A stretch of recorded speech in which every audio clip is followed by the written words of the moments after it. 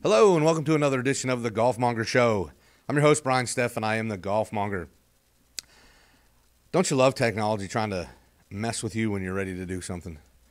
I'm trying to work my laptop here, and the mouse, the little arrow on the screen isn't coordinating with my mouse pad. No. Yeah, so I can't. I'm fighting with it. Trying to pull up my notes, and it's I'm sliding this way, and the arrow's going that way. Maybe I've. So does that mean you're going to have to wing it?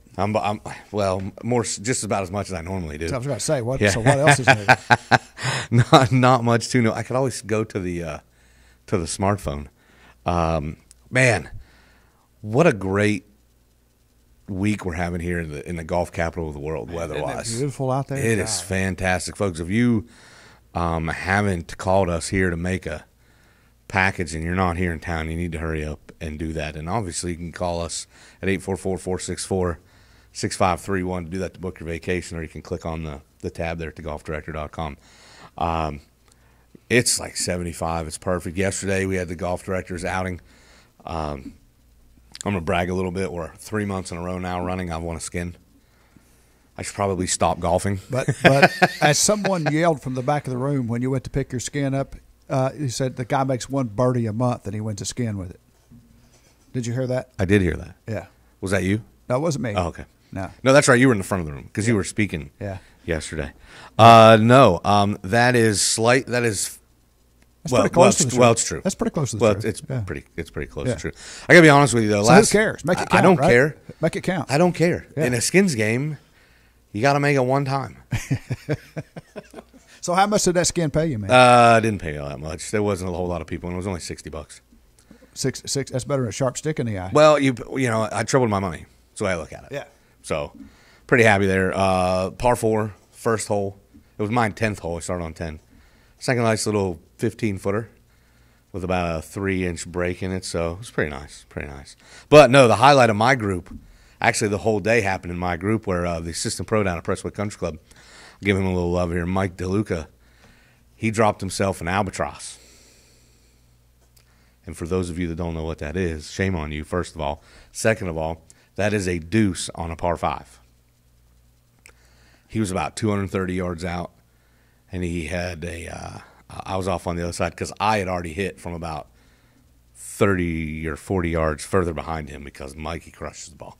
And I had already hit my layup shot, and he's going for the green, and he one hop into the hole from like 230 out. It was awesome.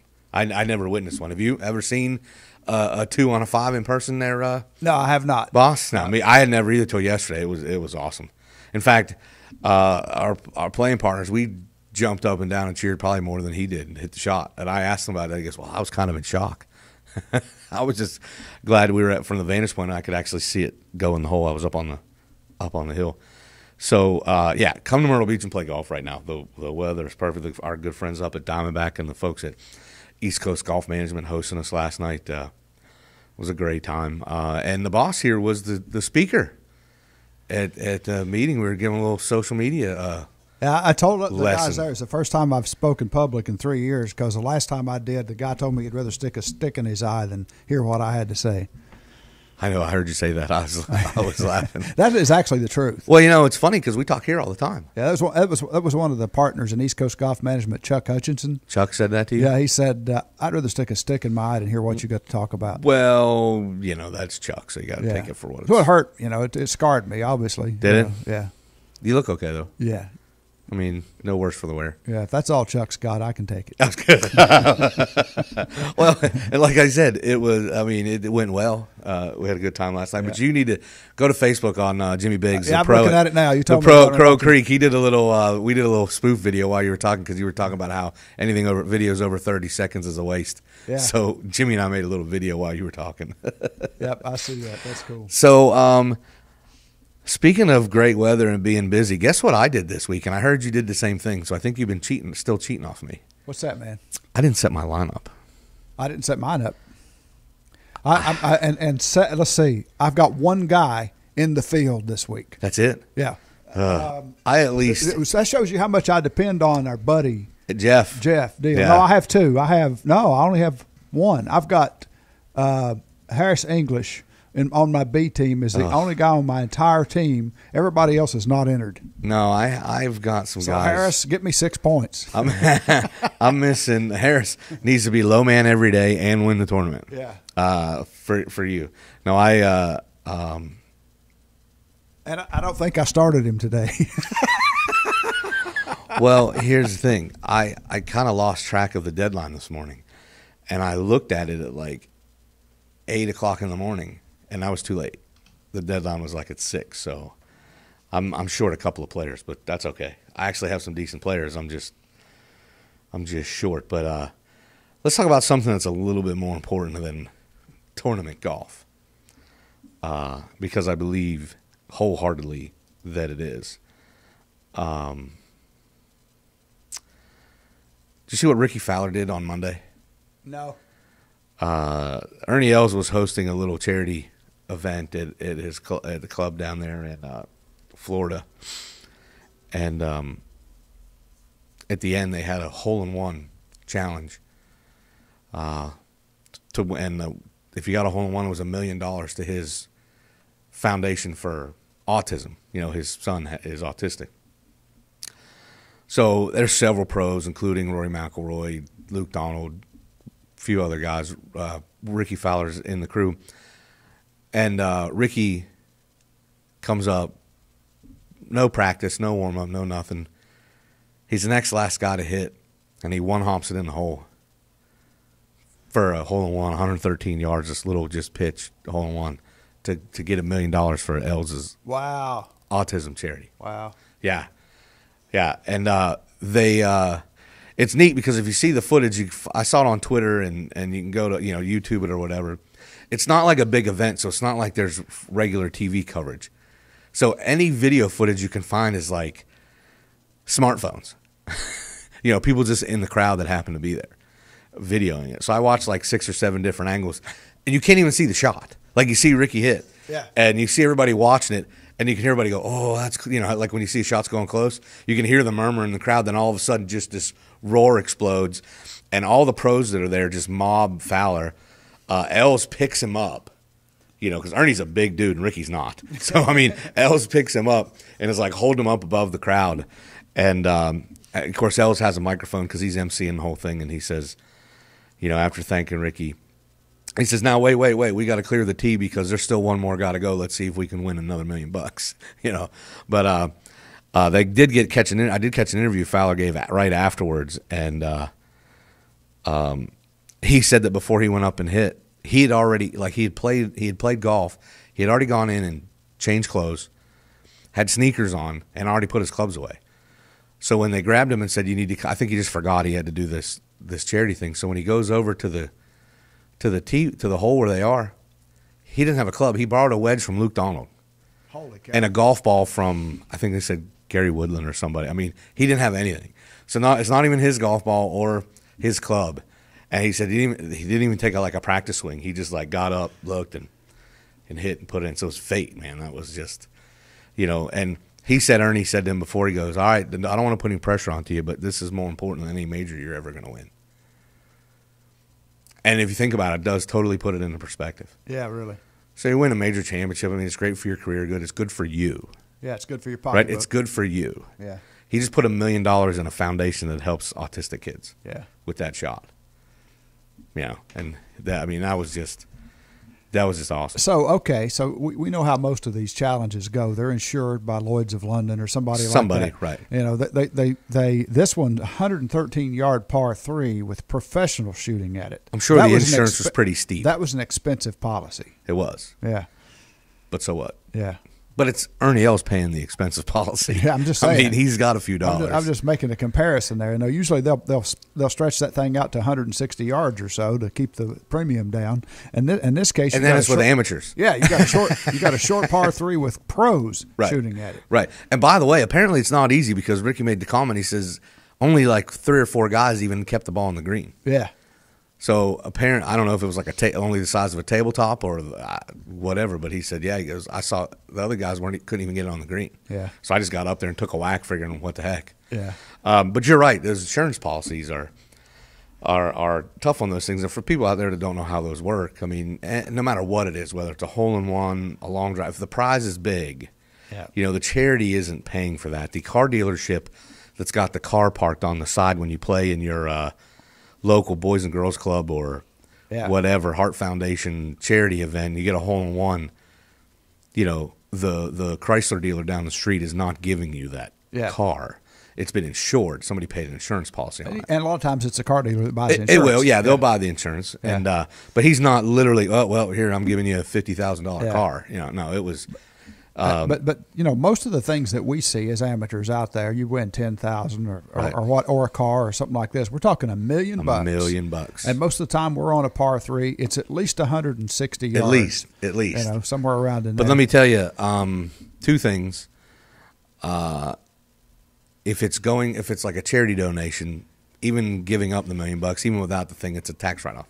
Yeah, it's not it's not a tax write-off for the car dealer to give it to me. It's a different world they live in. Oh, totally different world. Totally different world. Funny story about insuring and doing those contests. They pretty much set it up where it's hard to win.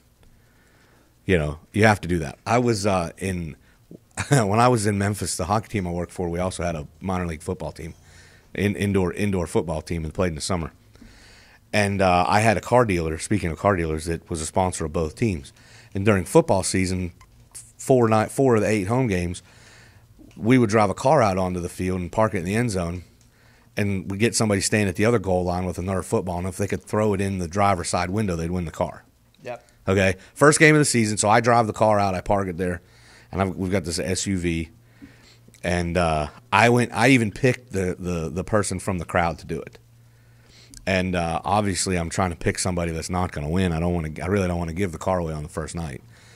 So I've got this older guy, a little heavyset, looks like he couldn't throw a football from me to you. So they set him up on one end. I'm standing by the car because we have to have witnesses. And this guy cranks out a perfect spiral that looks like Brett Favre threw it. And it's coming right for the window. And all I can think of is happening in slow motion. I'm going, oh, my God, I just screwed my sponsor because we're giving a car away on the very first night. And the football actually hit the mirror and bounced off the other way. I thought I had a brief moment where I thought about diving in front of the window and intercepting the pass. But, those things are set up.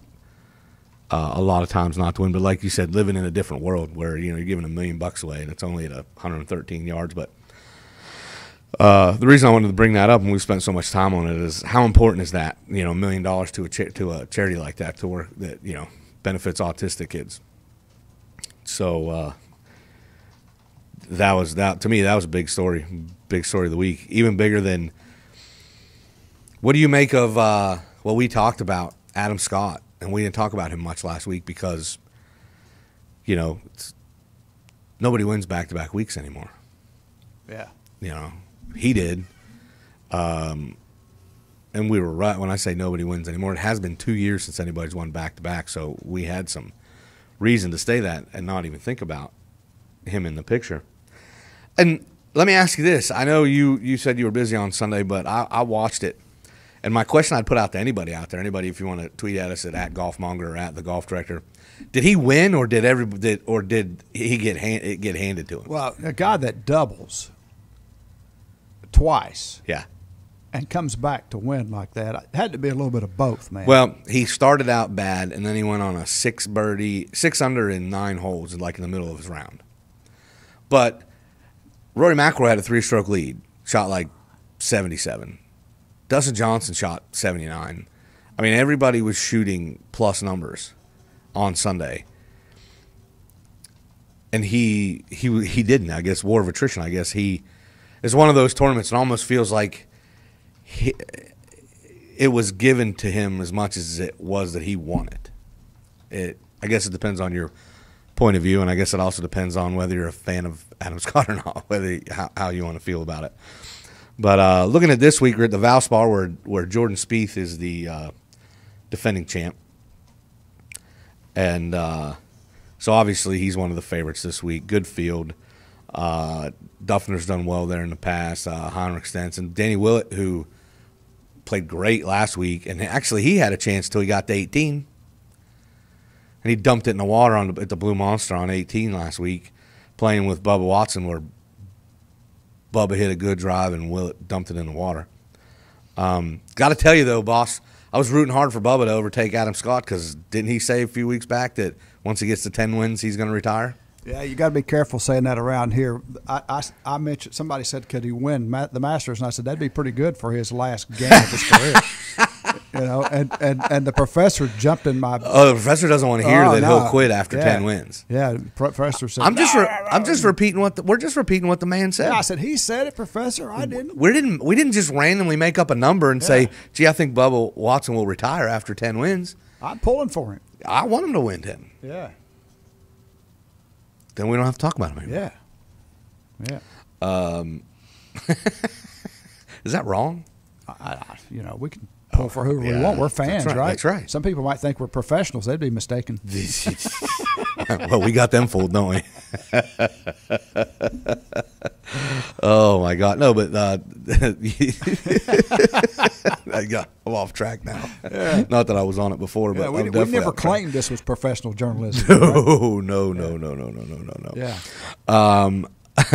So Innisbrook, where they're playing the Valspar. You get down to Florida and they get those, get the courses down there where they're all a little bit famous in their own right. Like you had the Bear Trap a couple of weeks ago, and then you got the Blue Monster last week at Doral, and now they got that couple of holes there. At Innisbrook, where they call the Valspar? What do they call it? The Snake Pit or whatever. Yeah, it's just you get those courses in Florida they've been playing at for years, and it's just kind of fun to see them go back. And in some ways, you would think it would make it a little easier to pick your fantasy golf team because guys got there's a lot of history at these courses, but it's not been the case so far this year. It's been really it's been a little up in the air this year, don't you think? I mean, as much as last year was, and we thought, okay, the young guys have kind of established themselves, so we're gonna see them, continue to win. Some yes, some no. I mean, it's been different. And what do you take of Jordan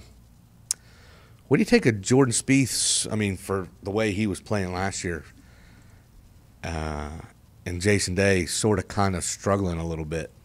Man, it never fails to amaze me about how these guys get on the roll, and we've talked about this many times in here. A couple of August ago, we thought nobody was ever going to win again except Rory, But it just shows you how fickle the game is. And as good as these guys are, your game can be there, and it can slip a tiny bit, and somebody else takes the spotlight.